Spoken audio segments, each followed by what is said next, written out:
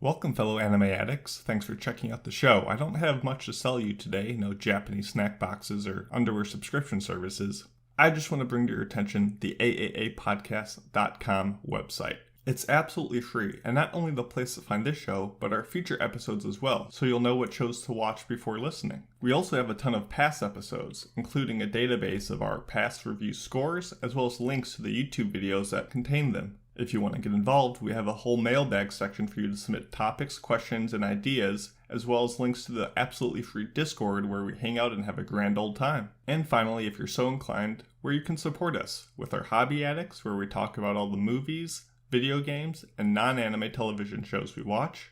The After Parties, where we hang out, talk about food, and go on weird rants. And finally, the Hentai episodes, which contain things that I can't talk about right now.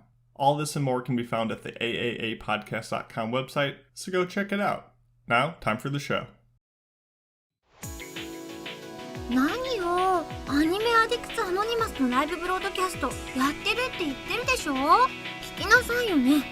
You are listening to the Anime Addicts Anonymous Podcast. Make your anime addiction worse at AAAPodcast.com. And now, here are your anime addicts.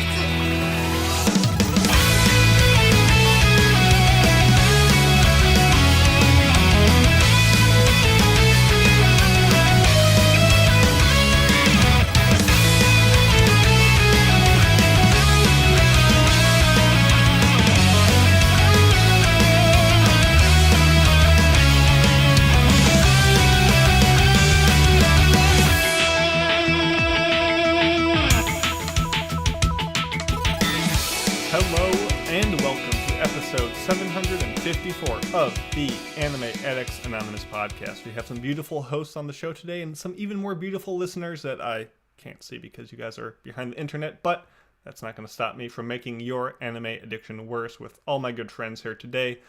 First up on the table, returning, glorious and triumphant, we've got Tony back in the seat, back in the hot spot. Hello. I didn't know that I was glorious and or triumphant, but it's great to be back. Excellent. Glad to have you back. As we have a first time, actually not really a first time, to me, never been on a podcast with her before, but very excited. You know, we've chatted a lot in the Discord, which you should check out at AAAPodcast.com. But it's Lady Emery back on the show. Looking very wintry in that backdrop. Yes, what do we got working with? This is Nara in the winter, so I figure with the show that we'll be reviewing today, had to go with a wintry very, background. Very tempting. People who are not watching live, where we stream every Sunday at 5 p.m.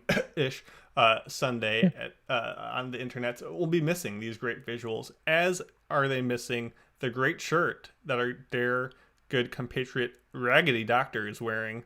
A little one-piece Alabasta action. That's right, and I'm here to make your shonen brain rot worse. Sorry, ICM. Single-minded on our other show. I'll get back to what we're doing here today. Let's go. Excellent. Well, we do have a lot to get to today, from our main topic of defining what is anime. From Samurai Jack to Arcane to Avatar, we're finally putting in the hard research hours to conclusively argue about what we think is going to happen. I really am not sure what's going to come out of this, and I'm very excited. I hope you are as well, listeners. As well as a review of my dear friend Nokotan, which will be a review that happens on this podcast, and I think it will be very fun. Okay, we have a little challenge right now. You guys didn't know it. We have a bunch of announcements in this housekeeping segment. So, Tony, I want you to give me your best Billy Mays, but wait, there's more. Oh, okay. Just now? Right now, because we right. got more to the general housekeeping than what we usually do. But wait, there's more. Oh, that's pretty good. We'll see if you guys can compete with it later. But we have the results of our listener's choice segment, where we are going to be doing a review of 9 shows from the fall 2024 season, and we've already passed 6 of them. But we were like, you know what? We can't pick the other 3. We need you guys, the listeners, to pick for us. So we have the results of those shows as my thing crashes, and I don't have the cool drop set up, but I'm going to stall so professionally that you guys don't even know that I'm wasting time as I have to re-navigate through this folder structure. I know you guys are on pens and needles for Come on. Number 5. The second runner-up show, so we will not be reviewing this, but with 14% of the vote, Blue Lock Season 2. It put up a good fight, but we're not going to be reviewing it. So, soccer fans, I'm sorry, but too late. I'm not sorry. Number 4. The first runner-up, also still not passing it, or reviewing it, or doing anything with it. With 18% of the vote, we have Negative Positive Angler, which I think the results of which Mitsugi is jumping for joy right now if he knew what that emotion was. And now we can get to our top 3, and these will be reviewed on the podcast at a later date. So, Oh boy. the suspense. Number 3. We have Demon Lord 2099 with 23% of the vote. So, have any of you guys watched this one? Yes, I'm currently watching it. I'm very happy this passed. And if it wasn't for the fact that the dub came out after we did the impressions, I might have pushed to pass this instead of Mecha Ude. So I'm glad that this passed. Awesome. I am wondering, I haven't seen it, but is there potentially a crossover available with this show being Demon Lord 2099 and maybe a crossover with Spider-Man 2099? I'm just saying they're in the same year. Is it the same universe? I We'll certainly have to hope watch so. and find out. Yeah. We'll see. That is a really big, but wait, there's more, but we're not there yet. So I'm glad. I'm pleased with that one. Listeners, you did good. Let's find out what the next one is. Number 2. I think, Emery, you single-handedly excited. put the team Oh, on your boy. back for this one. What is it? Let the people know. Oh, it's Yakuza Fiance. Let's go. 27% of the vote.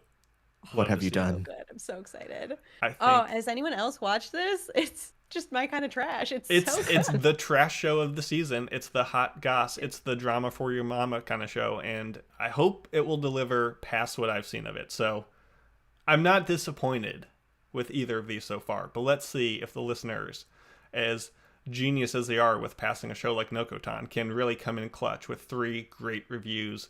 What do we got? Number 1. Dragon Ball Daima. I would say it's a surprise, but I think no one thought it was anything less than this. 37% of the vote. Huge contingent of people. Not surprised. Personally, not the most excited, but what do you guys think? I think overall the listeners did us well. There's definitely been a worse listeners' choice list that we've had in the past. Oh, yeah. Agreed. Good job, Without a doubt. listeners. You passed the test. You can keep on listening to us. Congrats. I guess that's all I got to say. Okay. I teased it. Raggedy, let's hear your best Billy Mays, but wait, there's more. But wait, there's more. Ooh, a little inflection on that. I like it. On our Discord, which you can go to once again by going to AAAPodcast.com. You click on the Join the Discord. It's free. It's fun. It's a grand old time. Caroline, she's been cooking. She's been brewing over there. She has announced that the grand return of the fan favorite Secret Santa is coming back. So if you want to get into the holiday spirit and share your love of anime with your fellow Discorders, head on over there, go to the Secret Santa channel, and put in your info by Friday, December 6th, so you can join in on the festivities. It's always a bunch of fun. We have a big old meeting about it, and it's a good time. So if you've never done it before, just do it. And if you have done it before, you know how awesome it is. Are you ready, Anne-Marie? I guess I'm going. Let's hear Here it. we go. But wait, there's more. Ooh, that was very newsy-esque. I like it. Yeah. You guys are all better than me. It's not just Secret Santa this year. It's Secret Satan as well. So if you want to join the fun, but also give someone the worst anime they've ever seen in their life and cackle about it to yourself, also go to the Discord, because that's the place to do it. There we go. Housekeeping is officially complete. Now we can get into the next segment.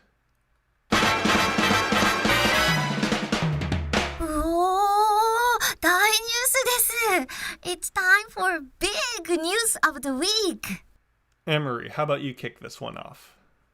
Well, this is going to be kind of a bit of a hint into what we were talking about for our main topic for today, but my news is Star Wars Visions series is returning for a third season. This is the Lucasfilm anthology series of animated shorts from around the world, and it celebrates the mythology of Star Wars. It is done through various cultural perspectives. The first volume was a series of 9, and that was 9 anime shorts. They are not related to each other, and they are done by various studios, in this case, various Japanese studios. So think of Trigger, Project IG, Science Saru, Trigger, and Trigger and Science Saru actually produced 2 of those shorts that season. The second one, we expanded it to outside of Japan. There was still one Japanese studio, but you had Lucasfilms doing their own, Studio Mirror doing their own, Triggerfish, which is actually a South Africa and Ireland company. So just throwing it out there, some food for thought for our listeners on, what is considered anime, because this is considered anime, even with that second season. So that's my big news of the week. Not a whole lot else that we know at this time. I believe it's coming in 2025. I think they said the third season was coming back to more Japanese studios, and obviously correct me if I'm misremembering that. That very well could be. The article that I had looked at didn't dive into it a whole lot, but more could have come out by then or by now. All I know is season 1 had a studio called Trigger. Season 2 had a studio called Triggerfish. I want season 3 to have a studio called Fish Trigger and just get the trifecta. Or just Fish. Or just Fish, yeah. I guess we need just 4 the seasons. band Fish. Sakana. Nice. Good for Star Wars fans, hopefully. Tony, what do you got? Yes. Oh, okay. We just had one last week about this, so let's hear it again from a whole nother side of the... Yeah. Yeah, it looks like North Carolina school district has removed a manga from their school. What was it, like their book fair thing? The Scholastic Book Fair. And the manga was Unico Awakening, which Unico, for those that are unaware, is a manga series that was created by Osamu Tezuka, who's, of course, an absolute legend. But they pulled this in an article from Anime News Network. It mentions here Nikki Fletcher, the mother who filed the complaint, reported being shocked by the graphic novel's depiction of gun violence and animal abuse, specifically when a man attacks a cat. So this is, I guess, like a kid's manga about some magical unicorn, and the power of friendship and all that stuff. But apparently at some point there was gun violence towards a cat from some character in the manga. And the district's executive director had the book removed from the Scholastic Book Fair events so that they could follow up and all that stuff with it. But this is added to the series of manga that have been removed from different school districts and things like that, especially particularly Assassination Classroom was a big one. And then some boys love mangas that were removed as well recently. So yeah, it's I was a bit surprised that they would have something as violent as what was described in this manga. So I'm not particularly surprised that they would then remove that. But yeah, I don't know, just an interesting update there. Yeah, I've never heard of this series Unico or the retelling of it, but it definitely looks like optically, just from the promotional art, it looks like a My Little Pony-esque sort of thing. So like not the kind of thing you would expect, especially from North Carolina, a place famous for taking off their shirts and ripping it around their head like a helicopter, which is literally all I know about that state. Yeah. I mean, I'm glad it wasn't like a typical like thing, but Scholastic Book Fairs are like holy ground. You can't trifle on them. Yeah, well, and I do feel like with manga, especially, like you'll have manga that are aimed at kids that do still have more mature themes.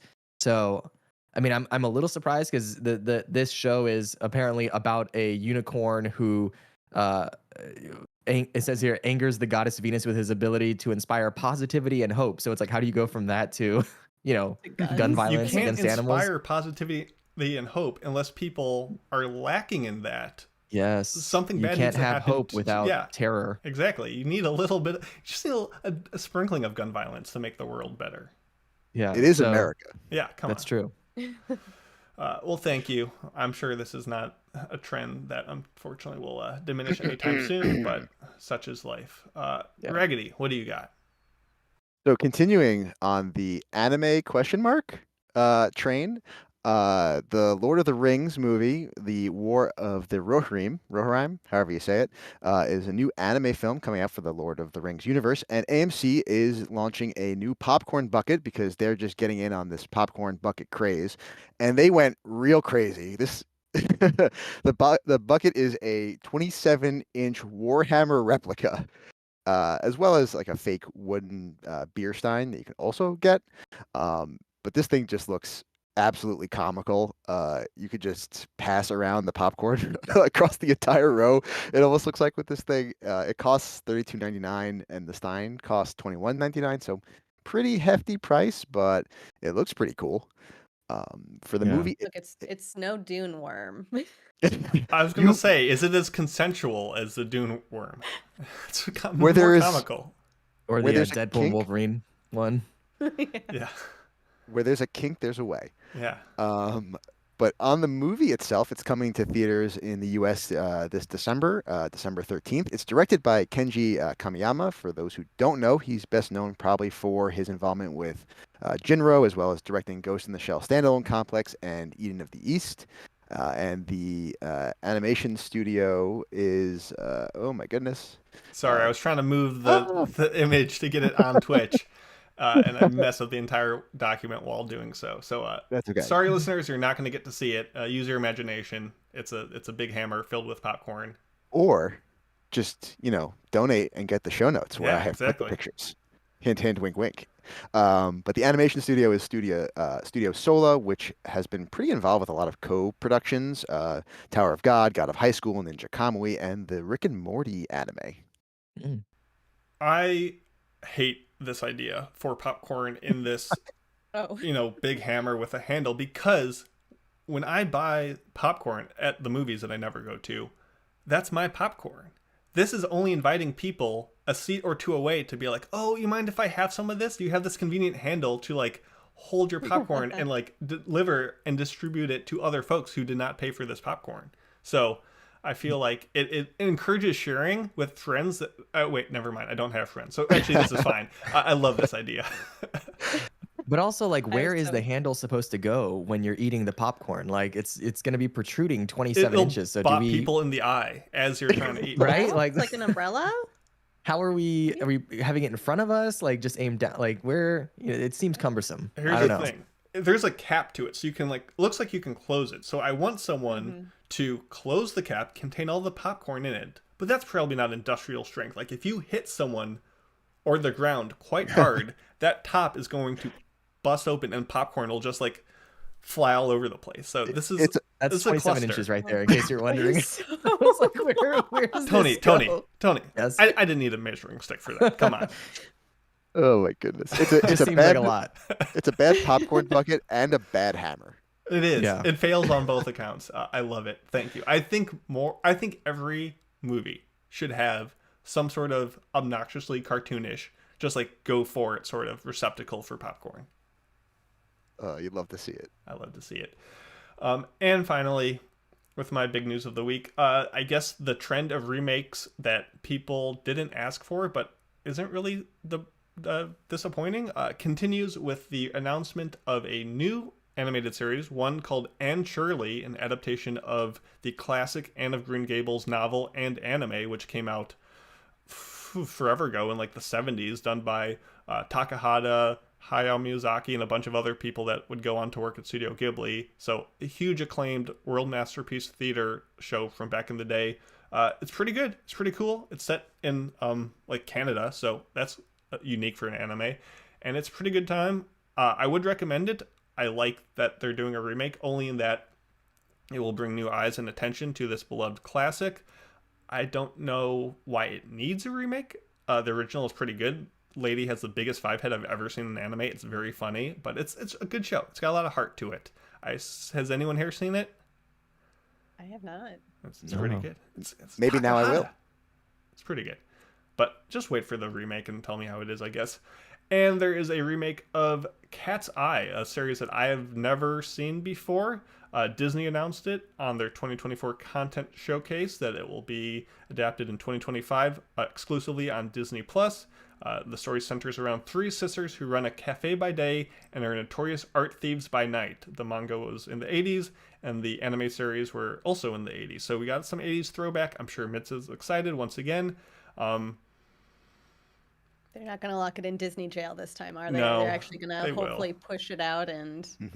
No, it's gonna stay there forever until like 10 months after the fact, and then they're gonna be like, oh, I guess other people can watch it.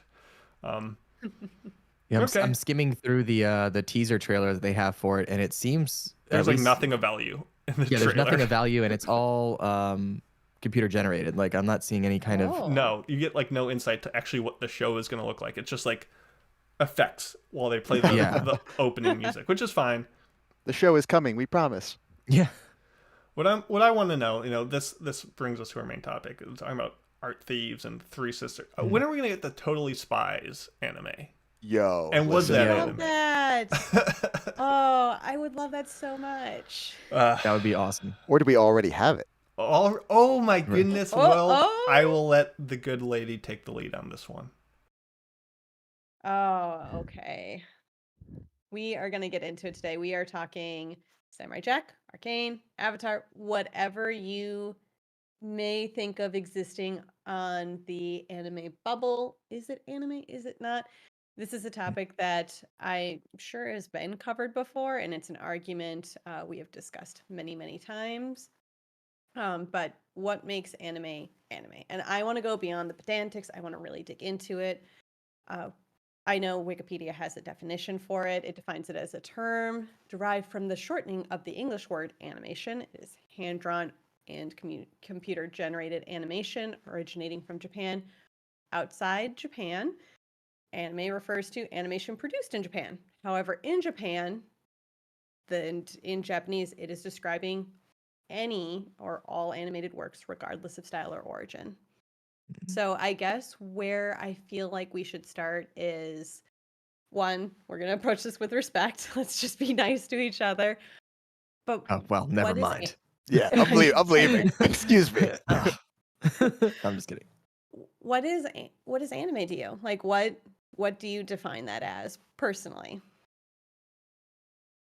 Oh man, that was always the crux of this for me, and being a little nervous about doing this topic because I still do not have a good solid answer to this, and I don't think there is a real workable definition that exists for anime, and that's kind of where I'm going to be coming at with this discussion that we have for the rest of it, is that I don't think there really is a good definition for anime, and it ends up being sort of a vibes check. If it feels like it, if it looks like a duck, if it quacks like a duck, it's a duck, and that's kind of how it feels to me, which is, I know, not a good It's answer like to the pizza and question. porn. You know it when you see it. Yeah.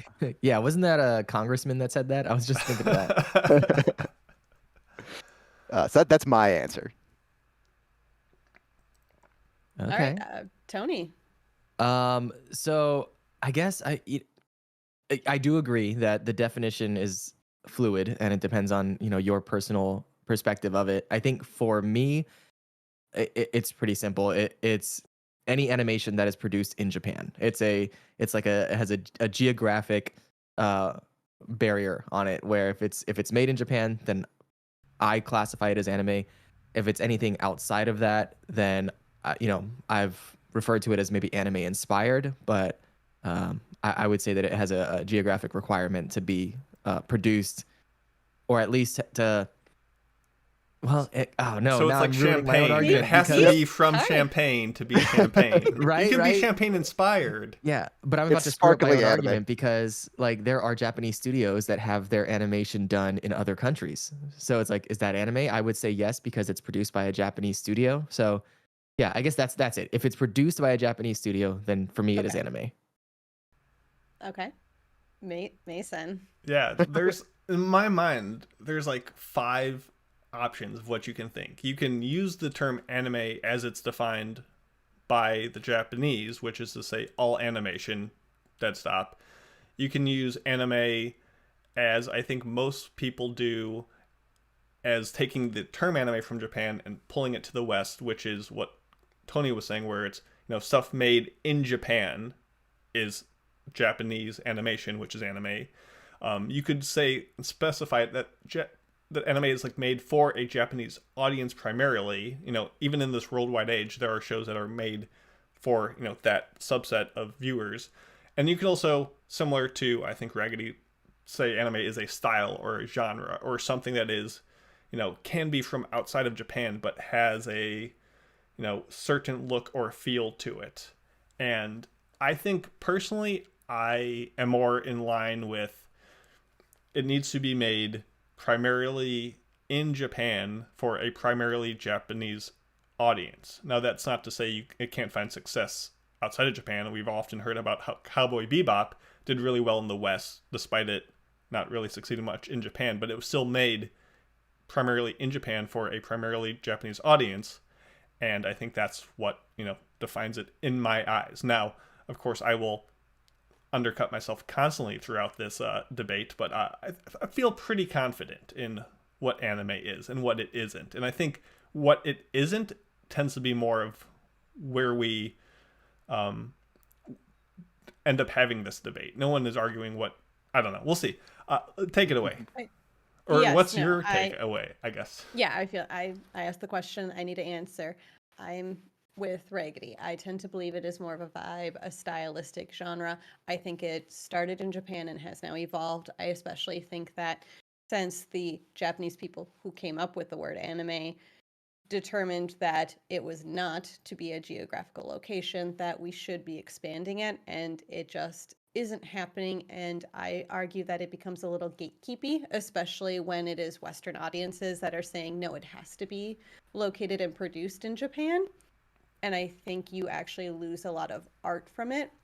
That said, I do want to recognize, especially with how much, what would you say, monetary value that anime brings into Japan. And I don't want them to be able to lose that or lose that cultural significance. So it's part of why I want to have this discussion and figure it out. But to your point, Mason, when you see something like Dan Da Dan, it is anime. You're right. It was produced in Japan. It has, obviously, it's meeting the style. It's meeting all of those criteria, including the geographical location. But then when you see something else, some people want to have the argument, which we can briefly touch on, some Scott people, Pilgrim. quote unquote. Listen, Emma, you have a giant Tory gate behind you in your image. You should be the gatekeeper now. I should be. It's okay. I'll take on that I'm burden. the one who gets Who would to have determine thought the it's me? definition. But yes, no. Scott Pilgrim, Scott Pilgrim, the anime. There was a huge well, not huge maybe, but there was maybe a debacle on my anime list on it being considered anime or not. And I know Raggedy has this hit a little close to home for him. This stupid ass argument was the reason I burned my Mal account to the ground and finally switched to the far superior Annie list. Listen, if that's what it takes, I will accept whatever definition you need. My Annie list border picture is from Scott Pilgrim Takes Off, just to commemorate that. But it, even if we're getting into the weeds of where does it originate from? Who was it made for? All of that. Scott Pilgrim, by every single definition that exists for anime, is anime. Every single one. It's made by Science Saru. It was released at the same time as the English version with a fully Japanese dub made of a very well-respected cast of seiyus. So it's not like it was just some side thought. It was promoted in Japan specifically. I mean, the only thing you could say is that it was adapted from an American source, which, oh no, anime has never taken a source from outside of Japan to make a story before. I literally just brought up, Anna Green Gables from the 70s or whatever. It's happened before. It's not the first time. Happens all the time. I mean, Yeah. like all the Marvel stuff that they did with, the Wolverine anime. No, the difference is Scott Pilgrim is good. Anime is good. That's why it's an anime. Yeah. But the point being that this is the issue with when you try to define what anime is you start getting into these really stupid debates. And that's why That's the point. but that's why I think it should have a broader look as to what anime qualifies as anime, because under almost every definition that someone can come up with for what anime is, there is something that breaks that rule, right? So you Right. want to say something that's, produced primarily in Japan as an anime, right? But then you have like Toei in the 80s making G.I. Joe, making The Real Ghostbusters, making TMNT. Is that all anime? I don't know. You have something like Topcraft, which became Ghibli. They made The Last Unicorn and The Hobbit. Are those anime? They were made in Japan. But then you also have the intended for a Japanese audience. You have shows like the second season of The Big O was very specifically made for the American audience. It was made with the intention of it to die in Japan and go nowhere. The only reason it exists is because it found an audience on Adult Swim in America. It was the whole purpose was for the American audience. Is that not an anime just because it wasn't meant for the Japanese populace? There's so many of these you could go through and just say, well, that doesn't count, that doesn't count. And you could find so many different examples that is hard to argue aren't anime. So that's where I get into this issue of you're finding reasons to close people off from the conversation and close people out of the broader anime community. So I have a question. I'm following a lot of what you're saying, and I'm agreeing with a lot of it. But I do have one question, because if that's the case, if all of what you said is accurate, then is everything anime? Like where do you draw the line? Like what if I'm watching Bugs Bunny cartoons, is that anime? Because I mean, like where's the line? Like there has to be some kind of a line. Which I would agree. And I think part of that problem is, I have this whole, for anyone who has the show notes, which again, another plug for the show notes, I dumped a huge list of things in here. And the one I have at the end, I think encapsulates where I'm coming from ultimately, is that once we got into sort of post globalization, the beast has been unleashed, right? So you have the Showa era, the 70s and 80s era, the 90s era of anime. They're all very distinctly, uniquely anime, which have their influences that they're pulling from what happened around the creators, right? So Showa era has the dropping of the atomic bomb. The 70s and 80s has the post-war economic boom that impacts how they create their shows. The 90s has the economic stagnation that creates more of those somber and sort of philosophical works.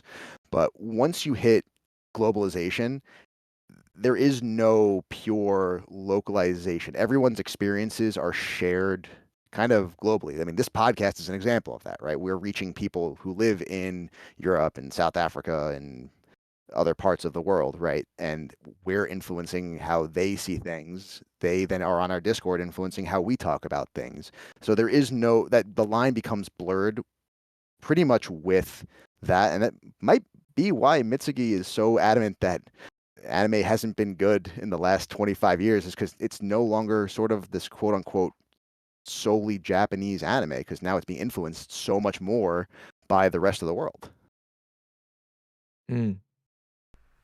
I want to make a correction. I said that Anna Green Gables was from the 1870s. I was wrong. It's 1908. So no one yelled at me. Anyway, I agree with your, assertion that in the modern age, with how easy it is to share information, things have the lines between American culture and Japanese culture or Korean culture or Chinese culture has blurred. Absolutely, for sure. And we see that even in shows that seem very anime centric in a lot of ways, of just Japanese, you still get people, foreigners, working on those boards, either on the music or as directors or on this and this. And it's hard to say oh, it was done in Japan, but as long as at least 51% of the staff is Japanese, like that makes it like you can't go to that kind of molecular level, because I think that's missing the forest for the trees kind of thing. And Right. I also don't like the idea of anime as a vibe check or as a style, because you can have a show like Dan Da Dan, as Emery brought up, which is very anime. I don't think a single person on the globe would argue that it's not anime. There's one asshole. There probably is one person, but there are shows coming out in the West that look more anime, quote unquote, whatever that means to you, but you know what I mean when I say that, as opposed to something like Detroit Metal City, which is an anime, but it does not look like anime. So to say like, oh, that is more or less of an anime, like to then put a gradient on how anime are you, from like, you know, oh, how furry are you, from furry to dangerously cheesy. Everyone knows the meme. Like, you can't do that either. Like, you need to either have a big enough bubble that lets a lot of stuff in, or you need to have a small enough bubble that puts a lot of stuff out. And I guess it's up to you as a person if you want to kind of be inclusive of things, or to try to push things away to preserve this little pocket of this is what actual anime is and everyone else is just fake anime. Like, I don't think that's the way to go about it. I think that, as we said, is really a negative way of approaching the topic.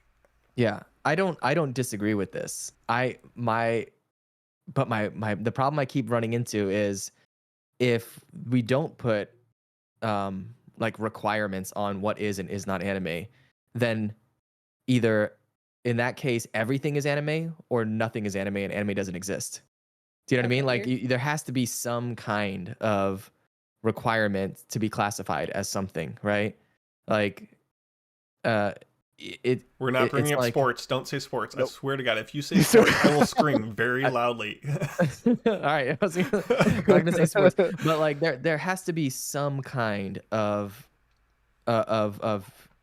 definition of some kind of requirement for something to be classified as anime, because otherwise then nothing is anime, and or everything is anime, and it kind of like eliminates the I don't know the right way to word it, but it removes the ability to classify things and for the genre to exist, right? Then it just becomes all the same. So I guess the question is, like, if that's the case, then what is not anime?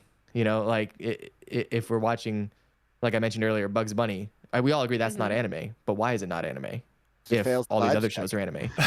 I mean, well, and maybe I would disagree. I think maybe we should look at, if you want it to be geographic in nature, then you would say that is an American anime. That is a French anime. And if that's going to be how you're going to define it, then add that geographical feature. Obviously the Japanese don't, and so I think they might consider it anime. I don't know. I know that, for example, like Blue-Eyed Samurai is always my go-to when I talk about this, but Kojima, very famous video game creator, said Blue-Eyed Samurai was the best anime he'd ever seen. Well, that's by a French studio. It's not located in Japan, and it was primarily released, I'm sure there is a Japanese dub, but it was released on Netflix with an English dub. And at the same time, you have shows like Terminator Zero, which technically falls under what the general definition of anime is. I do have to say this, though. I do enjoy that it feels like an everything everywhere all at once sort of conundrum that you've like developed for me. Now it's the everything, bagel. Right. So, and then you say like Arcane, like, is that then French anime?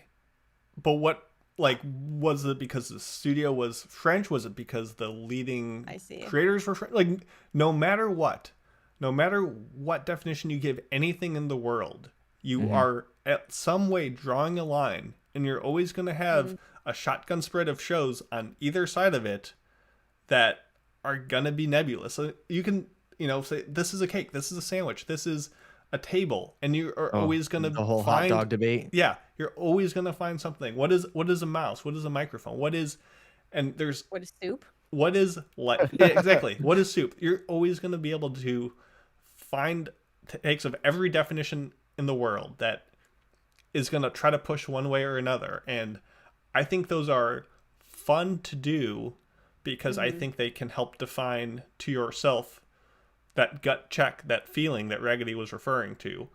But to get any sort of conclusivity out of it is always spicy, which is why these debates are fun. I do want to flip this a little bit on its head for a second, because we've been talking mostly about shows that, we've been arguing more about, do these shows count as anime from like an outside perspective, like outside of Japan. I want to flip that Bugs Bunny question on its head. Okay. Is Sazae-san, is Pingu in the City, is Anpanman an anime? Should those be discussed in the same circles where you're going to be discussing Dan Da Dan or Blue Box or any of these other shows that we would cover normally on the podcast? Absolutely not. Pingu in the City is actual art and what we all should aspire to. So I guess in that same vein too, with the definition is Hello Kitty, is that considered anime?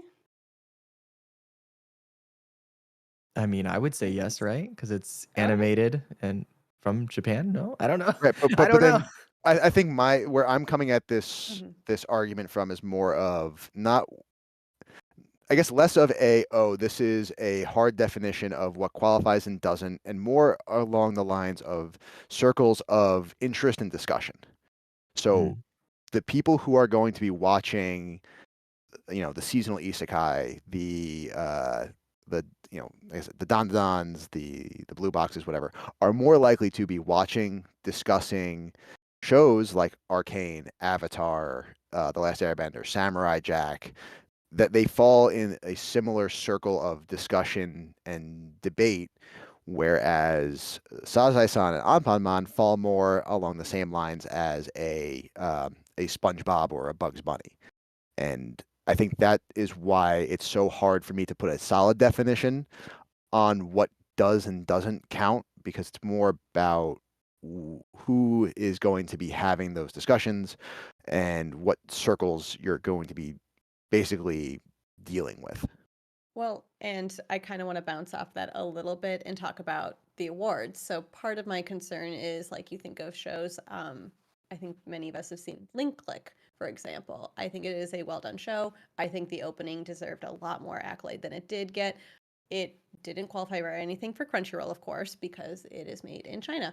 And it also then missed out, in my opinion, on a lot of other awards. And that's not just for that. Like, if you wanted to look at Arcane, if you wanted to look at other shows that maybe could fall under that spectrum, no one necessarily awards those, shows awards those movies that fall under that stylization. And so are they losing value then? Are they not are they not getting it? I guess it kind of reminds me of the Academy Awards and how it took us however many years to get to Parasite, right? Like, we lose something if we do make that definition so close-minded, and that is a lot of frustration sometimes I have with Discord or with people who want to, disagree with me, is it becomes very gatekeepy, and it can become pretty harsh against shows that don't fall into this is Japanese made, this is for a Japanese audience.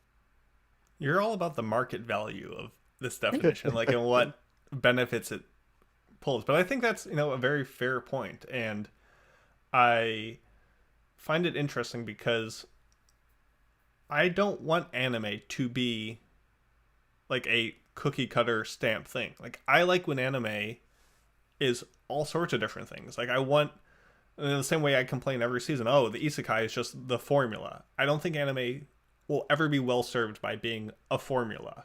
So I think, broadening that out and pulling in these different creators from the world, whether it's the source material, whether it be the director, whether it be just someone doing the animation keyframes, like, they all bring something that might be quote unquote polluting Japanese anime if they're not from Japan. And I don't think that's a bad thing. So I want anime to be as big as it can be. But it feels dirty. It feels bad to say, it's such and such anime, even though. Let me Let me help you feel a little bit better. I'm just trying to just vomit up some ideas for our listeners to be mad at. Is really what I'm going for. But yeah, lay it on me. I'm gonna make you feel a little bit better, or maybe worse. We'll see. Do you know what Miyazaki says about his movies? I mean, you might because you probably read the doc where I put the quote. Probably. So Miyazaki doesn't consider his movies to be anime. Full stop. He is quoted as saying, "We have consistently tried to make films, not anime, that is to express time and space with more universality." His argument is that anime is nothing more than a series of stylistic cliches understood by the creators and the fans that made no logical sense to anyone on the outside. And in fact, the anime was a mistake quote that has been memed to death. That was specifically talking about how more modern anime is basically this. It's the fact that it's now being made by otaku for otaku. It's that it's kind of taken on this own anime vibe of its own. So even according to Miyazaki, none of these things are anime. So the people who are leading the field itself can't seem to agree with anybody else on what the definition of anime is. Yeah, but also according to Miyazaki, they set out to not make an anime and they failed. They failed miserably. They made a fantastic anime. They gotta eat their soup now. Yeah, I mean, it just goes whatever to show. that soup is. But what is soup? Well, oh my Is goodness. cereal soup? No, it's ramen. Is ramen soup? No, it's an endless cycle. Gotta love that coffee bean soup. Yeah. Well, I think to talk about some good things too, I do think there's an importance in Japan having something that is domestic for them. And that is why I also will admit I struggled a little bit with this definition because I know I'm pretty broad in my definition. And I think, Mason, you did say it best, where it's okay, I have broad boundaries for this. I consider a lot of things anime. But I also don't want them to lose their cultural significance. I say this when I think of how things. My go-to example for this, I guess, is saging. Saging is an indigenous thing that you do cleanse your space. But New Age came in, it pulled on it, and now it is commercially available to anyone, and it's not really done in an appropriate manner oftentimes. But again, this is the struggle that I think I'm having sometimes is I want culture to have its place, but I also want it to be shared. I think maybe the best way to approach it in a way that will make both you, Emery, and myself comfortable with what Mason and Kazuo are saying is to have a circle with the center of that circle being produced in Japan. 100% grass-fed, organic, Japanese, Homegrown farm-to-table anime. With the edges of that circle being a blurry border instead of a solid border to allow for some of those more edge cases to flow in the realm of conversation. Or what we do, seasoning on here. Yeah. Or what we do is we just, as you mentioned earlier, we can call it Japanese animation and American animation, and then we'll just maybe for short we'll call it Japanime, or you know what? Let's just call it anime if it's made in Japan. Oh my goodness! How about that? Just to abbreviate it all down. Whoa! If it's made in Japan, anime is just anime made in Japan, and anime with we'll do a accent over the E and umlauts over the I. Can you do umlauts on an I? I don't think yes, so. Yes, you can. Yes, you can. Really? Well, no, are they still called umlauts then? I don't know, but I've definitely seen it. Okay. I don't think it's German, but there's another Scandinavian-esque something, yeah. umlaut using thing. Or how about if it's anime and anime? That's what I was gonna say. If it's made in Japan, it's anime. If it's made elsewhere, it's anime. Anime. Sparkling animation. Exactly.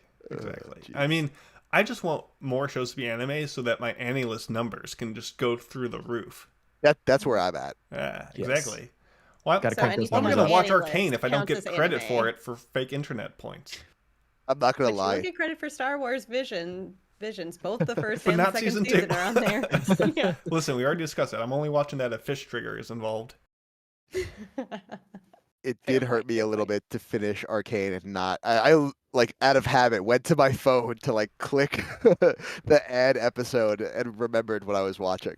If you watch a cartoon and you don't get to log it on AniList, did you even watch it? I say no. No. Oh my goodness. And maybe Maybe- that's the ultimate determining factor is if it's on my anime list, then it's an anime. No, if it's on any list. Scott Pilgrim's an anime, goddammit. We had the tool in front of us this entire time. It was right there. Exactly. Let someone else decide for us, and then we get angry about it. Yeah. Like real Americans. Exactly. And then not solve the problem ourselves. Just get in a room, yell Yeah. about it. Just push it down into the future. Exactly. Have we come to any resolution, or are there any other thoughts we want to try to hash out, or have we said our piece? I think we've come full circle back to where we started, which was Yeah. It's a bagel, guys. It's a bagel. Oh no! My circle metaphor is a bagel. Anime is a soup. Yeah. Oh, a delicious, delicious soup. Let it be whatever kind of soup you want it to be. Well, I feel terrible about this conversation, which I think is where we thought we'd end up. So if there's nothing else, we can head into our news break. If you guys want to do that, take a little Let's do break it. and then come back and talk about all sorts of shows. So I think that's Sounds what good. we will do. Who wants to read the trivia? I do. I always want to read the trivia. So, today's in-show weekly trivia question. What does the term dapple refer to when talking about a deer? Find out when we come back. See you there.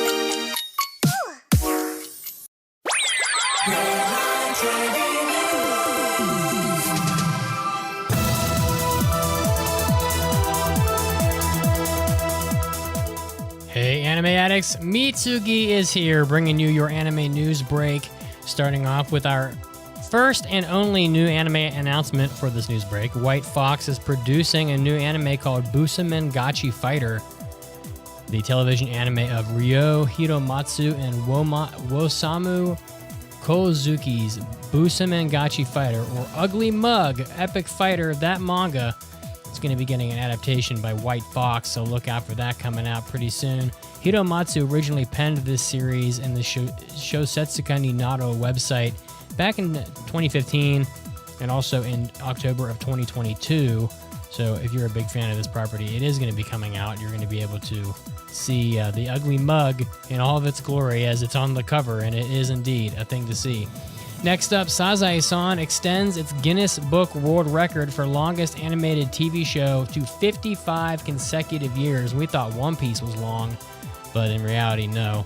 Sazae-san is way the hell longer. Guinness Book verified on October 4th that the series of Sazae-san is indeed extending its world record, which I assume it already held the record, and it probably has held the record for a long time.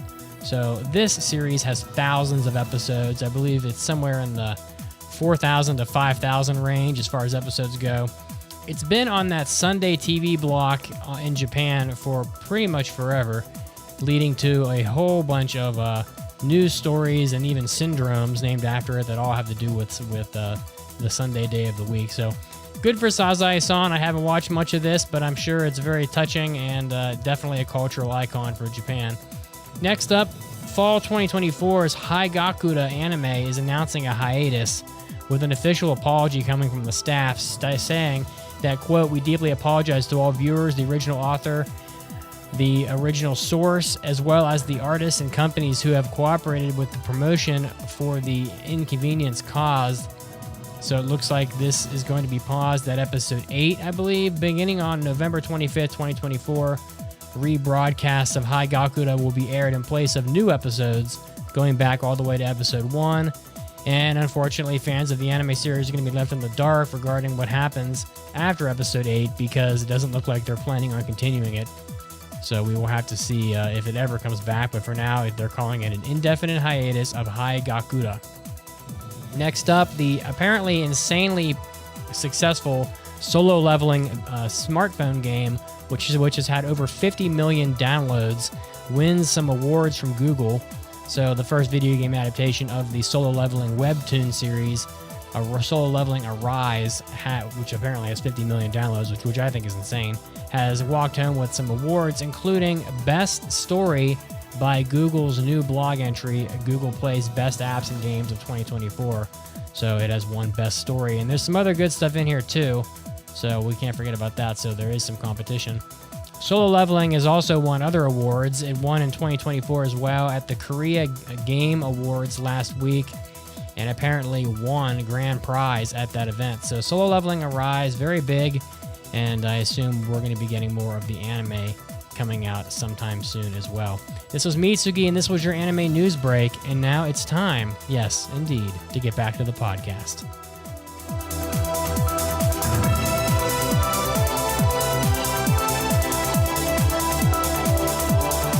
You've burned through all your podcasts, there's nothing else to listen to, boredom is coming, and you still have the whole afternoon left at work to get through. How are you going to get through this? Well, maybe you end up quitting your job, you can't afford your rent, and before you know it, you're on the street eating tuna out of a can with Henrietta over by the Piggly Wiggly and pooping against a tree by the Chick-fil-A on the corner. Listen, you could have avoided boredom, you could have kept your job and said peace out to Henrietta and her shitty tuna. If only you subscribed to the AAA Podcast's extra content, we would have carried you through that afternoon all the way to your warm bed with anime on the TV, with our hentai episodes, our hobby addicts, and our after parties. 8 extra exclusive episodes a month just for you for helping out the podcast. So special thank you. If you go over to AAAPodcast.com/join or Patreon, you can help us out, and we'll help you say peace to Henrietta. You've heard of Confessions of a Popedom, but now comes the heartwarming tale of Kazuo. I don't know any country songs, so I'm trying to sing along to songs I don't know and getting drunk with some grandma. From the best-selling authors of Her Moe Majesty and The Best Yuri Bartender in Florida comes Growing Up Kazuo. First time I was in a shootout, 2 years old. South Bronx, going across the street in my baby stroller. My uncle was pushing me, and a shootout broke out in the middle of the street. Be there through the formative years. So I was 16, I think, and my family went on a cruise to the Bahamas. For some reason, they thought it was a good idea to give me and him, his name's Steve, our own room. Yeah. These two young men, let's give them their own room. What trouble could they possibly get into? As we're walking onto the cruise ship for the first time, we're walking through the hallway. There's a door that's ajar, and I open it, and I look inside. It's like a janitorial closet, so there's brooms and mops and whatnot. And there's also a big bottle of whiskey just sitting in this janitorial closet. I'm like, okay, mental note, close the door. So later on that night, we pick up the bottle of whiskey, get completely trashed. We're basically drunk the entire cruise. Will a child's dreams come true? It wasn't even an option growing up. It was a dream that a young poor boy had. And then I was like, one day I'm gonna go to Japan. And it was like, Believe it. Gonna go to Japan? And I was like, that's never gonna happen. That's not possible. At best, you will not end up in prison. And tales of young love. My first real kiss. We've all had when we were kids, you little peck, you're playing spin the bottle or something like that. But my first real sexual kiss, makeout session. And we end up, her and I make our way to her bedroom. So this is about to get super explicit. She's got him on one side, me on the other. Then have you ever heard of an Eiffel Tower? Growing Up Kazuo. Flying off bookshelves everywhere. Order yours now on Amazon or by visiting www.AAAPodcast.com. Now, back to the show. Welcome back to the podcast. Following that so luscious highlight into Tony's past, it brings a smile to my face every single I will never be able to run for time. office. Nor do we want you to. We want you right where we have you, trapped here with the rest of us. Incredible. When we last talked to you, we had a trivia question. What does the term dapple refer to when talking about a deer? Well, if you watched Nokotan, you would know that the answer is the spots or white patches that they develop, which I thought were just called spots. Yeah. The more you know. Apparently, Nokotan was a very educational show. We I learned so learned much. so many things about it. Quick shout out to new anime supporters, aka fans of whatever anime is, I don't even know anymore. But those folks who support our podcast, who get extra bonus content such as the show notes that Raggedy mentioned, after parties, hobby addicts, where we talk about video games and a bunch of other stuff, and hentai episodes. We got some good people on the Patreon who joined up. We have Lane H, Adriel B, and Hunter. So thank you all for joining this little cult, crew, and I hope you are on the Discord as well, so you can participate. And once again, plug, Secret Satan, Secret Santa, all the good stuff we have going on over there. And thanks for joining. I think we have time for a but wait, there's more, because I don't know how long this next review is going to go. So I watched a movie, and we're going to talk about it in the segment we haven't done.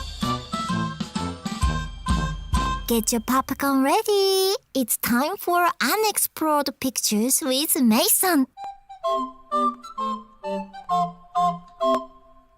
Your popcorn should ideally come in a 27-inch long Warhammer replica, but if not, that's okay too. I watched a movie. It's called The Concierge. Has anyone here seen it? I have not. let you down. Oh, okay. That's okay. I saw that you said you were going to talk about this. I pulled it up on my phone and I saw, oh look, it's dubbed. Maybe I will watch it. And then it played in Japanese and I immediately turned it off. Just panic. What is this? What is this? Also known as Hokkyoku Hakaten no Concierge-san. The Concierge is an hour-long, 10-minute-long movie from Production IG. It came out in 2023, and it really doesn't have, it's not streaming anywhere. It has had a couple one-day availability showings on Crunchyroll, and hopefully it comes out again or on a more permanent site so people can watch it, because it is pretty darn cute and awesome, and I thought it was a fitting thing to watch, given that we just had this questionable discussion about anime and are about to review a show about an animal, because The Concierge it's definitely anime with some beautiful bombastic colors, and every critter in it besides a couple humans is an animal.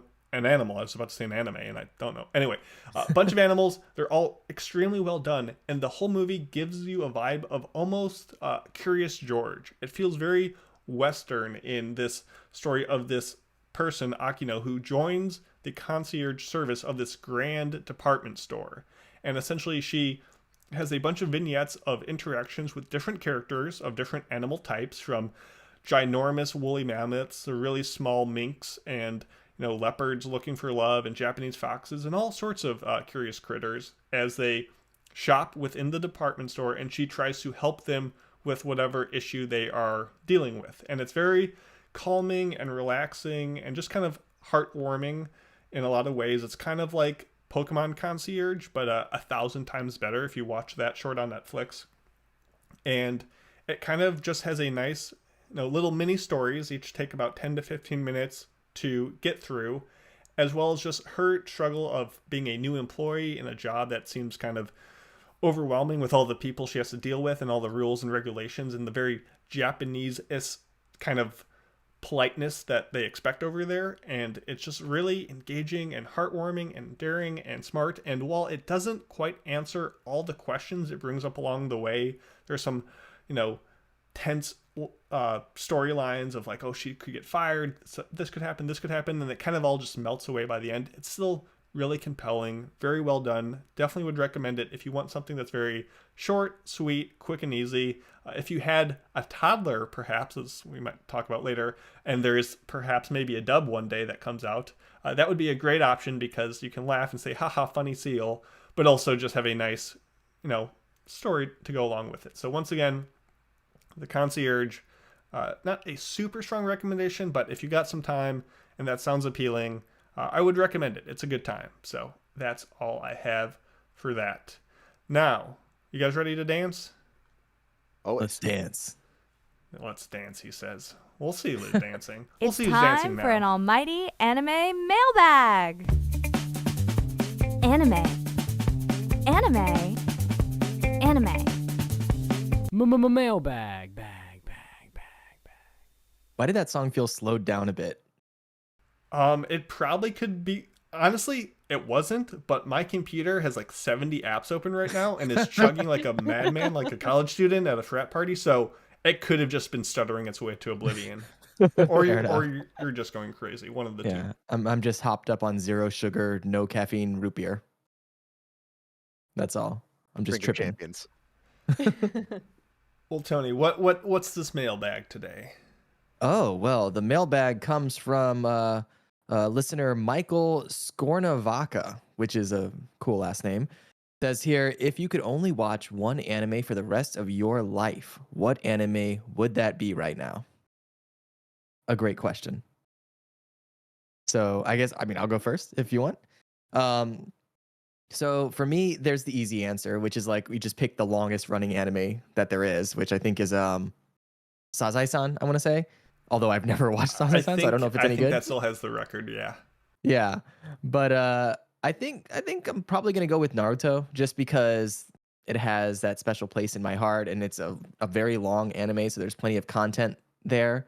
But yeah, I would go Naruto. That's one that I would be able to enjoy and have enjoyed for the past, God, I don't know, when did that first come out? Like 2003 or something? So 20 plus years at this point.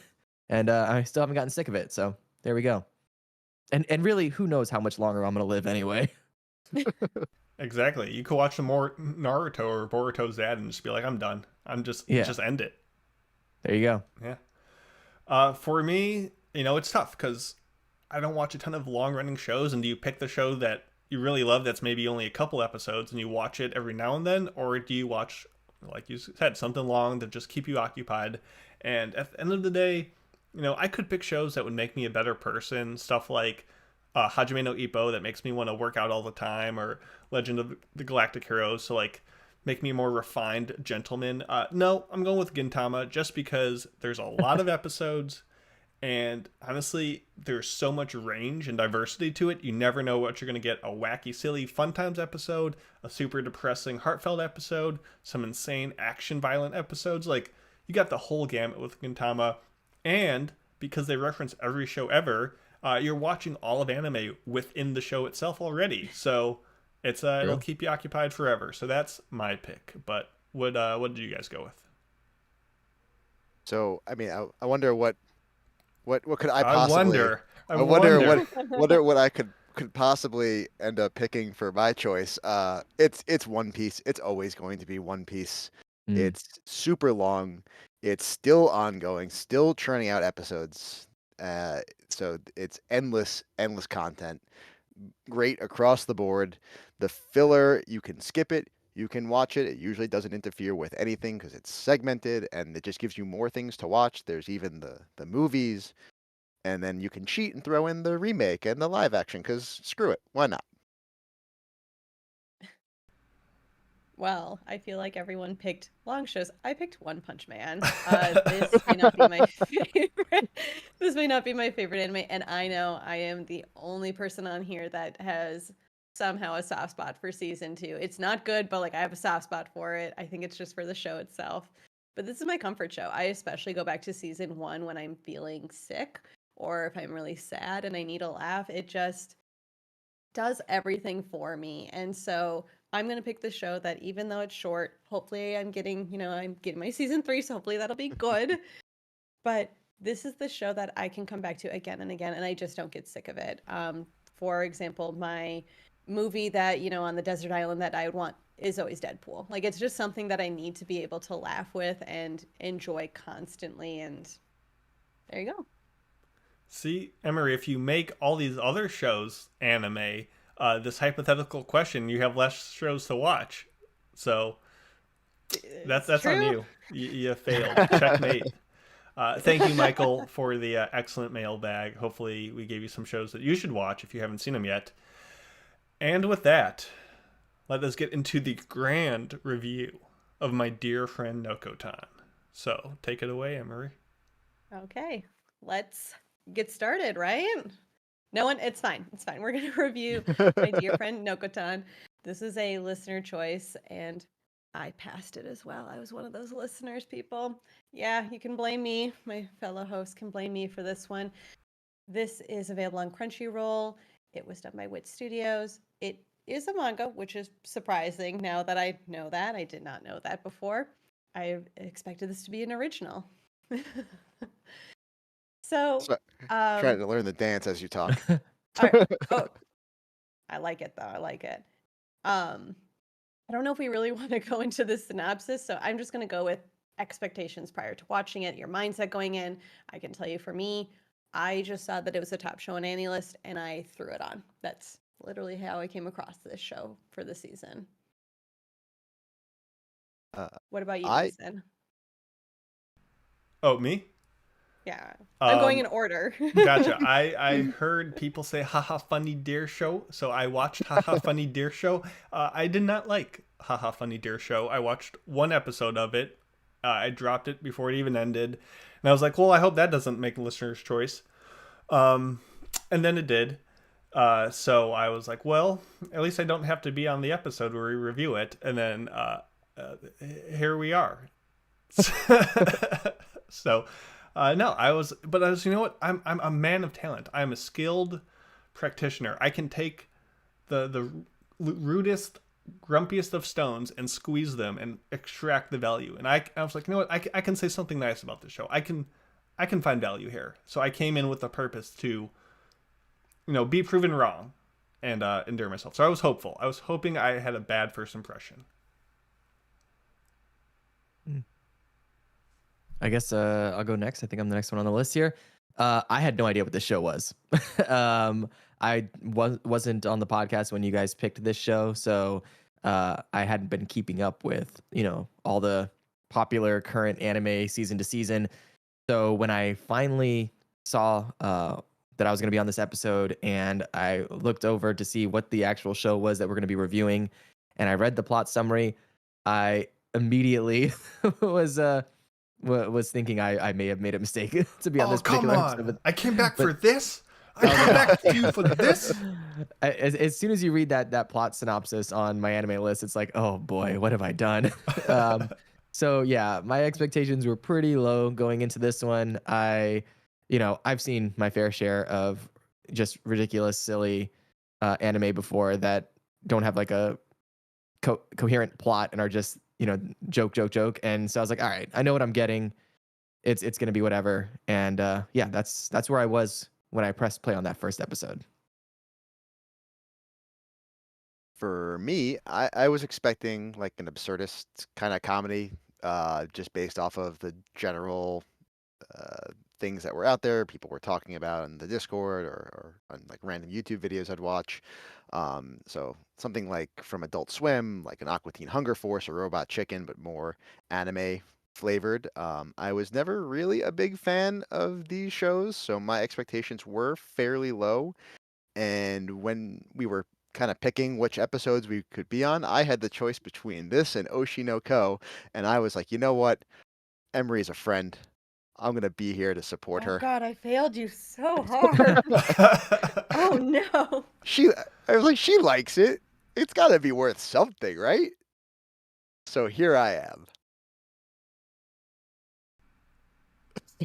Excellent. And Emery, would you recommend this show? Well, no, I can't. I know I voted for it. I know that I find it really funny. I relate this to my Homestar Runner flashback days. Like I just brought me back to that time in high school watching those clips back before YouTube even existed. Can you imagine, everyone? But this is tickling that very stupid part of my brain. This is just that like ooga booga part of my brain that I don't know. I can't explain why it's like hitting it, but it just is. And that said, I will say too many episodes. This probably should have just been shorts. This probably could have stopped near even episode 6, 7, or even shorter, and I think you would have been fine. Even making it into internet shorts would have been just perfect for me. Towards the end, I definitely just eyes glazed over for a bit. So Yeah, you're not wrong. This is definitely a love it or hate it kind of show. And I'm kind of mixed on it because on one hand, like, it is what it is. It understands the assignment. It is an absurdist comedy show similar to like Pop Team Epic, but with like a low budget Nichijou animation with it. So like I get that coming in expecting a lot is not the point, and to hate on the show is like, oh, it's just haha funny deer show. You're trying too hard. On the other hand, like, I also get that I, as a Western audience member, is probably missing a lot of the puns or maybe deeper references that, we just don't get over here. So like I could excuse maybe some of the references just going over my head, and I get that.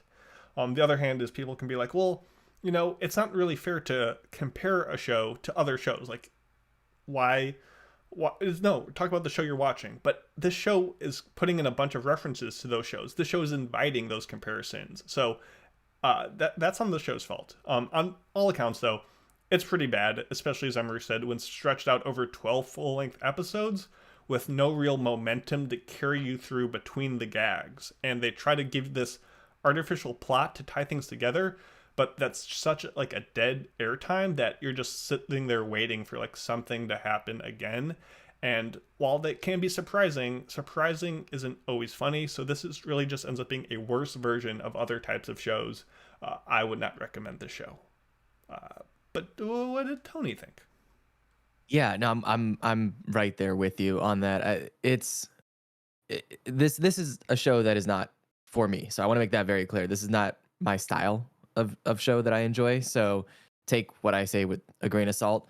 But it definitely did feel, derivative of some of, and everything's derivative, of course. But it felt like an attempt at something like Haruhi Suzumiya or any of those kind of just over the top, silly, slapstick style shows. Except when you have a show like, Haruhi, for example, it's like, yeah, that was silly and very jokey, but it also did have a mostly coherent plot for most of the show. Sometimes they didn't have a plot, but that was on purpose.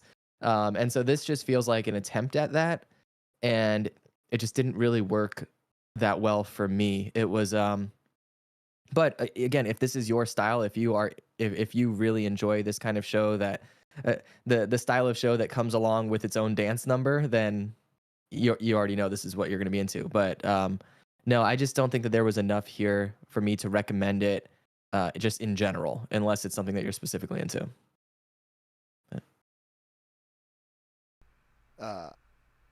For me, this was a bit of a slog. The jokes I did not find particularly funny for the most part, which really hurts when you're trying to enjoy a comedy when you don't find it funny. There was a lot of repetition to the jokes, a lot of the same punchlines over and over again. So if you didn't like it the first time, you're not going to like it the second, the third, the fourth, the fifth, the sixth time. Their attempts at being meta were grating. They would, instead of doing like the Deadpool meta of, oh, wink, nod, nudge, we're making a silly joke about how this is a show, they would just repeat the same things that you just saw on screen, things like that. So it really was not that great, in my opinion. Probably the only upside I had about watching this show is that my daughter, who is 2, was completely enraptured by this show. She loves this goddamn show. She would she would point at the TV that was turned off and go, "Dear, please. More dear, please." Aw. Which is adorable, except for when you finished the show a month ago and she's still doing it. Oh, no. So if you're a toddler whose name also happens to be Emily. Yeah. So so I don't know if it's a toddler thing or an Emily thing. This show is for you. For anyone else, maybe watch episode 6, because in the beginning of episode 6, there's like 18 little short snippets of how this show probably should have been presented, and you will kind of get the gist of whether it's for you or not. Nice. I love it. If you're a toddler, you might like the show. That's so messed up. I just Also, love the idea I of didn't know Emery's name was Emily, and now it all makes sense. I was Chuck. like, oh, what an interesting sounds choice of a username. I wonder where that's from. I love the idea of like so many people are like, how'd you get into anime? Oh, I watched Dragon Ball, Pokemon, blah blah blah. These big shonen titles, and some little kid out there is gonna be like, yeah, I watched my dear friend Nokotan, big fan of that, and everyone's gonna be like, what were you watching? Oh, CPS. Anyway, are we ready for spoilers? Whatever there is to Almost spoil. spoilers, but all right. Spoilers are coming. Oh my god! So I played the drop. I put the spoiler tag on the screen. You have been warned, but I think we could try to spoil the show, and it would ruin nothing. Like maybe some of the point of this show isn't like haha comedy, as in it's clever or funny. It's more of just the only treat is like a skit will begin and there will be surprising twists along the way, and you might not know where it ends up. So like there could be some enjoyment out of that, but also like being surprising or just having references is not enough in my eyes to really carry a show. And I think the most emblematic thing about the show I want to bring up, and the most impressive thing about it, full stop, is that they have a character here that they introduce early that is the lamest, most nothing burger of a character in such a way that it's impressive how little value she brings to the table. And that's Bashime, this character who comes in, has one joke: she eats and or plants rice, and hammers that joke in whenever possible to no value. And as Raggedy said, it's about repetition. So if you didn't find it funny the first time, maybe the 27th time that episode, you'll be like, haha, she do be eating rice. And for a character to be in so many episodes of a show and have nothing beyond that is really remarkable. Like, I was impressed how little they did with her, and really a lot of the characters as a whole, besides our main duo. She made a rice patty. Wasn't that enough for you? And then they were doing the sports show, but the joke is she was still doing the rice patty. Are you telling me you didn't enjoy when she put on the fur skin? That was literally the only scene I thought was amazing. That was the only scene I'm like, okay, that's funny. Because that was just channeling the Asobi Asobase ridiculous dark nature of it. And that was like literally the one joke that was like, that landed. Besides that, though, I know this is not the important character to talk about it. I know it's not worth talking about it. I was just so astounded by it. She is probably one of the worst. I don't know, the Siscon character also. Yeah. Everyone has literally just the one joke. Like, that's the problem. Like, I get characters that have one personality. Like, I guess I can get that. But, like, I don't know. I guess Avatar just had the my cabbages guy. But this is worse than that. This is worse. This is my cabbages every single scene. Yeah. It's one thing to have that show up periodically in a show and have it be a kind of like a little quip, a little punchline. But when it's the entire show is nothing but that, like imagine if Avatar: The Last Airbender was just the cabbages guy. Yeah, but terrible. 4 characters that were just cabbage people, and they just reuse the same line of one person says my cabbages, the next person says my sister sure is a bangable and breedable, and you're like, I'm glad you think so, but no one else agrees.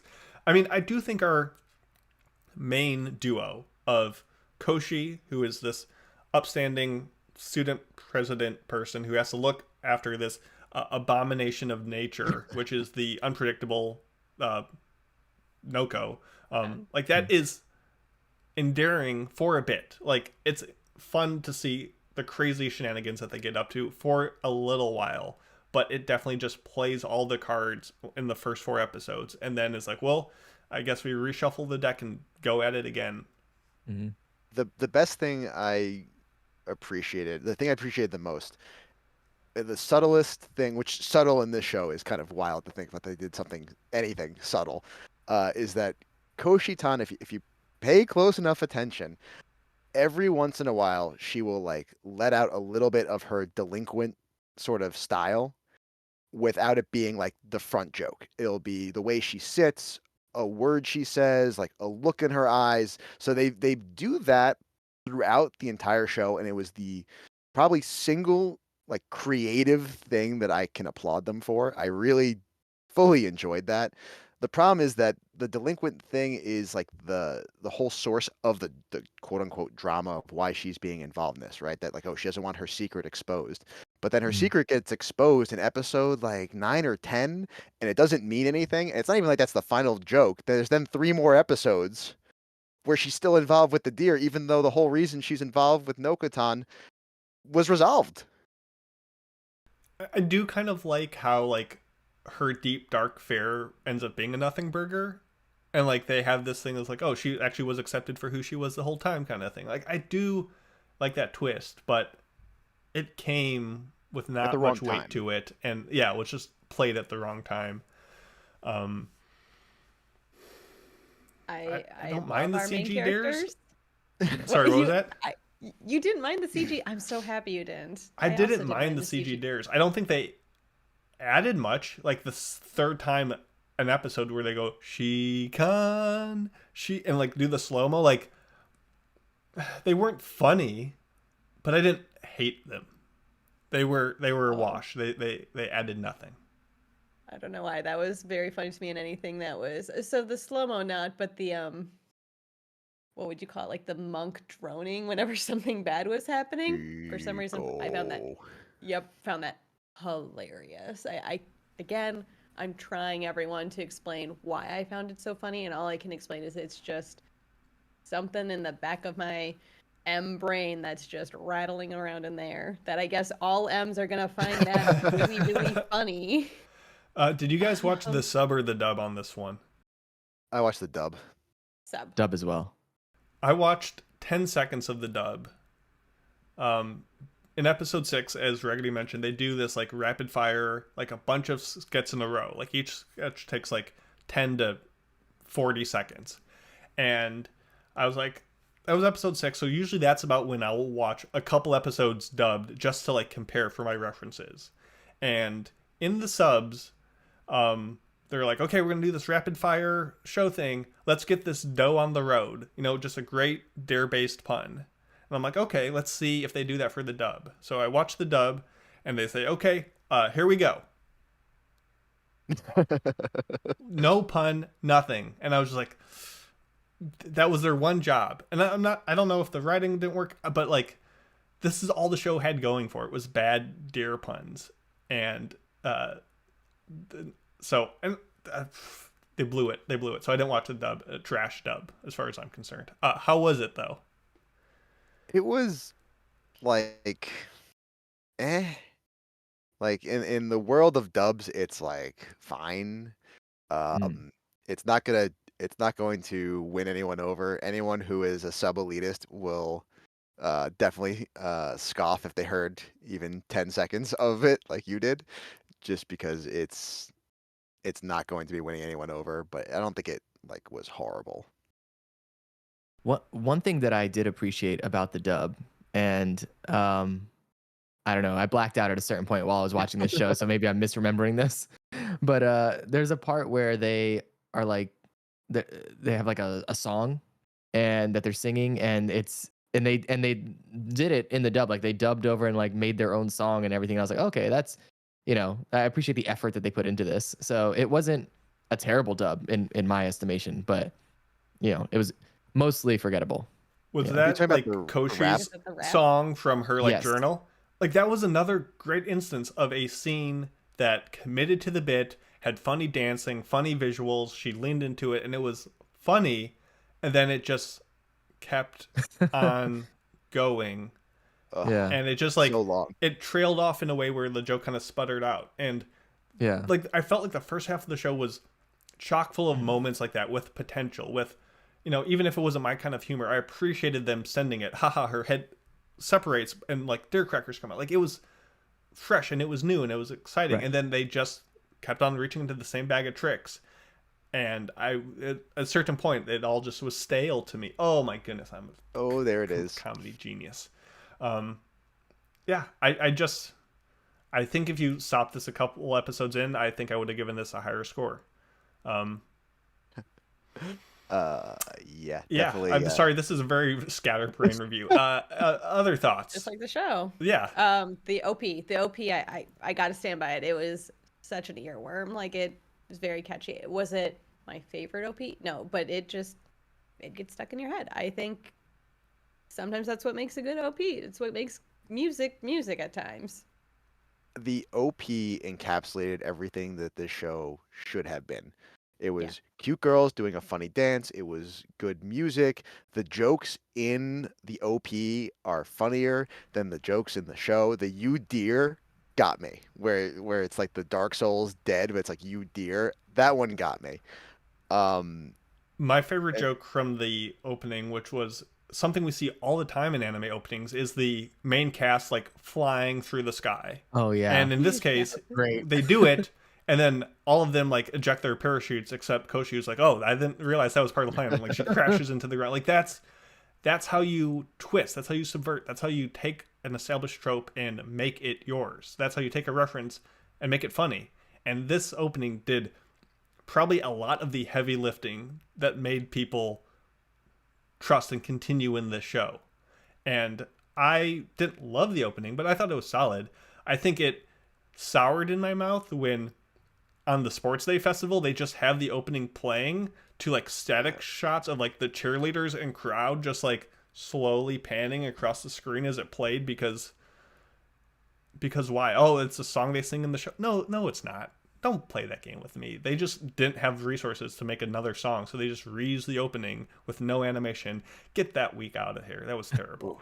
The animation was awful, if you could call it that. There were so many like background blobs or times where the background dropped out and still shots, and I think where it really hit me was when the background blobs started to intermix with the foreground characters, where it's like, oh, this is your eyeline focuses right in the front, and you'd see like blob character, blob character, blob character, and it's like you couldn't just like you might as well just got rid of the blobs entirely or group them on the outside and the back. It made no sense to me. Hey, now that money went to CGI deers that are both kind of creepy but kind of endearing. It's fine. Endearing? It's fine.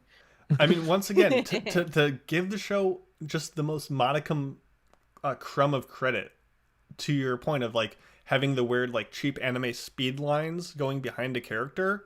There was a scene where like I think it was Nokotan, like she was screaming, so there were like speed lines behind her showing like this erratic movement, and then there was like a separate speed line like in her mouth with like a different background that they applied, and it looked so cheap, but it was done in a way that was like, haha, like we don't have a budget but we're making fun of it. Like that's what the show needed. We did not get that from the show. We got ha ha ha. Isn't rice just a goof? You and really no, did not like that no, rice rice is not a character. goof. Hey, I have a question. What percentage of young people at anime conventions are going to be dressed as characters from this anime and or running around singing or shouting lines from it? I think fewer than you would expect. Really? Okay. I think the shelf life is purely relegated to those with the brain rot and or toddlers and or brain rotted toddlers, and I don't think they'll. Or people named Emily stay in the zeitgeist. Like, this show has memes, but I don't think it has any staying power. I don't know. That's just I'm just wishful thinking here, maybe.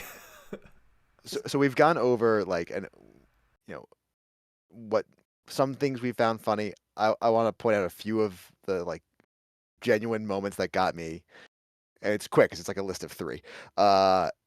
In the very first episode, when that girl gets hit in the face with a slow-mo rock, that got me. That's good. That was good. That's fun. The for like Nokotan's headband, like it kept changing, like some of the stuff that was saying during like the sports festival. Some of those were pretty funny. One of them was like making up for my shortcomings. That one got a chuckle out of me. And then when the hunter came in and he goes through the rifleman's creed while hunting down Nokotan, that got a genuine laugh. This is my rifle. Do all many like it? That got me pretty good. Yeah. Yeah. You notice it was all the jokes that they didn't reuse. Correct.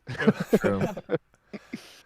What I think what I think this show didn't need to do, which is shocking for me to say, is don't try and add a plot, especially in like episode 10 or 11 with the hunter and then the not hunter, and then you just like tried at the very end, I think it was episode 13, to say, yeah, just forget about those 2 episodes. I wanted to do something different. It sounded it felt a little ADHD, for lack of a better term. It just was such a pivot that was not enjoyable for me at all. If you're going to have little shorts like this, almost like In the Way of the House Husband, of like nothing is truly like connected, it's all just little short stories, just do that. Don't try to add plot to something that clearly never was meant to have plot. Well, and they even have the post-credit scene after episode 11 where she's like disappeared and they're doing like a disappearance of Haruhi kind of thing. And then the next episode starts and yeah, like you said, they just say, forget about that. You could have saved money on that post-credit scene that you animated and put it into something else in the show. Like, what was the point? I don't know. I honestly, for once, don't have anything else to say. Any other thoughts? Yeah. There's so little to say. Yeah, it's. Oh, go ahead. Sorry. No, I was like, there's the student council with like the cat girl who kind of has this like, I can't even think of the word of the tsundere thing going on. You got the girl who like is overthinking things. Like those characters had potential. Like you could have done something with them. Yeah. And I feel like the show would be better served as a series of shorts as opposed to like trying to create a 12 episode, 22, 23 minute long. Yeah, absolutely. Episode thing. If it was just, here's a fun little vignette of, this wacky character, then it's like, all right, that would be fine. But it wasn't served by the format, I don't think. Absolutely agree. This feels like if they took that hamster show that you like, Mason, the Pui Pui Molcar, and stretched it out to 12 30-minute episodes. God, if only we would be so lucky to receive such a blessing. I can't believe you said Molcar on the context of this. It's okay. I'm a strong man. I can take it. I did it to hurt you. Thank you. Someone needs to hurt me on the show. So unfortunately, this is anime, right? Yeah, this is anime. Oh, no, it's not good. It's not anime. No, there we go. Yeah. Problem solved. I don't care about anime, not anime. Is Nokotan? Is she a deer? Are we, what is that? But between that and that weird antler volleyball thing that is horrifying me to this day. Yeah, Suchi. Nokotan is. She got the dare in her. Nokotan's just Nokotan. Yeah, that's a good way to put it. But is she soup? Yeah, her brain is soup. Sometimes she seems like she's soup. She's fluid. She's deer fluid. Yeah, that's a good way to put it. Anything else, or we want to score this? The only other thing I wanted to point out from my list of notes was in regards to the fact that they drew this show out over so many unnecessary minutes, were the fact that they did a ton of references to other shows, but didn't make jokes. They just were like, here's a reference, and the list I have, because I got bored and started jotting them down. It's, let's see, Tokyo Revengers, Fist of the North Star, Naruto, Total Recall, Dark Souls, Bocchi the Rock, Bambi, Kimetsu no Yaiba, Smash Brothers, Pokemon, Saze-san, G.I. Joe, Terminator, Total Recall, Star Wars, the U.S. Marines, Kiwi-chan, and Sento-kun, who are, I guess, real mascots, and Rocky. And those are only the ones that I managed to pick up after I got bored and just started writing them. So there's things that just exist in the show that are just there to pad the time. So what you're saying is, on the Discord, you're just going to keep adding to this list Yes. as your daughter makes you rewatch the show over and over and over again. No, I have scrubbed that show from the TV. It no longer exists. You're just going to gaslight her into being like, this show never happened. What? You like Bambi? You want to watch Bambi again? Oh, you actually want to know what I do? Because there is something that I do to get her to stop. I turn on, because it's all of the TV in the house is like based off of the different apps, and she knows a show per app. So every time I pull up Crunchyroll, she wants the deer show. So anytime she starts asking for the deer show, I hit Netflix, and that big N comes up, and she just goes, boats, yeah, more boats. because she wants One Piece, which is All the right. only show we're allowed to watch in this household. Amazing. One And day she's gonna for grow up and be like, Nokotan. "Man, there was this deer show when I was a kid." I feel like you're like, "No, that didn't exist. Mm-mm. Wasn't a thing." No, Only yeah. boats. Are we ready? I think we're so. ready. I can go first.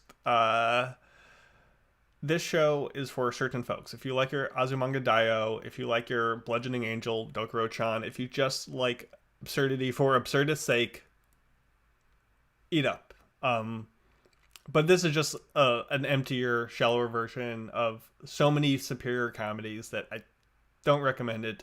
I did not enjoy it.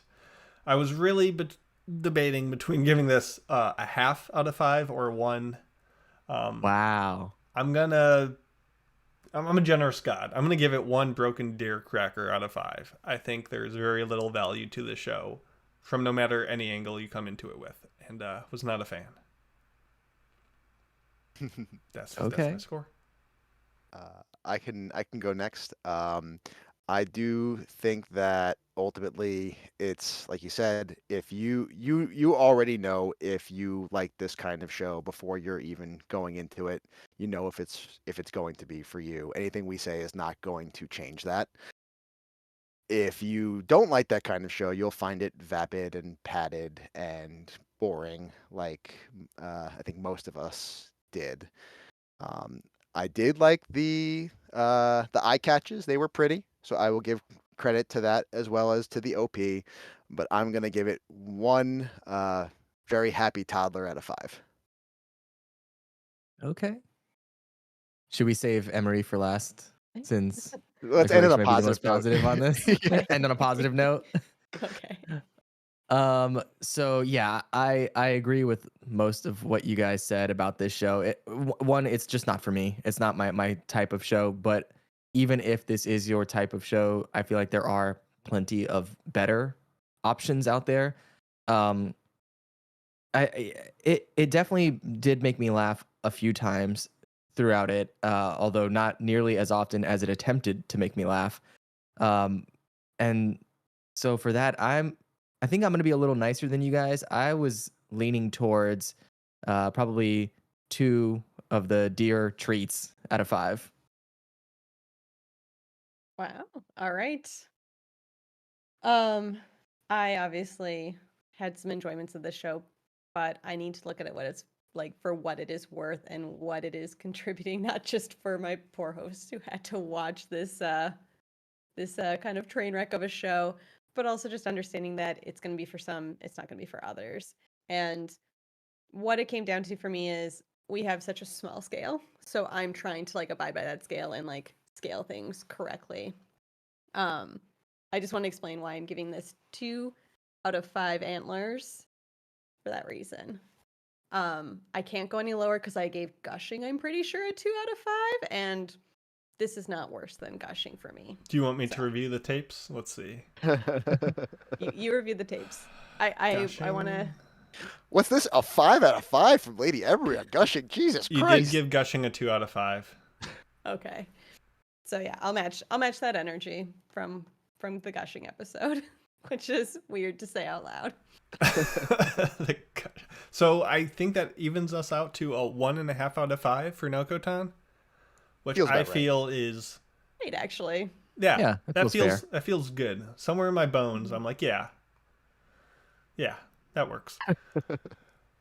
Well, that was fun. I enjoyed debating anime with you guys. I enjoyed debating anime with you guys, and I enjoyed debating anime with you guys.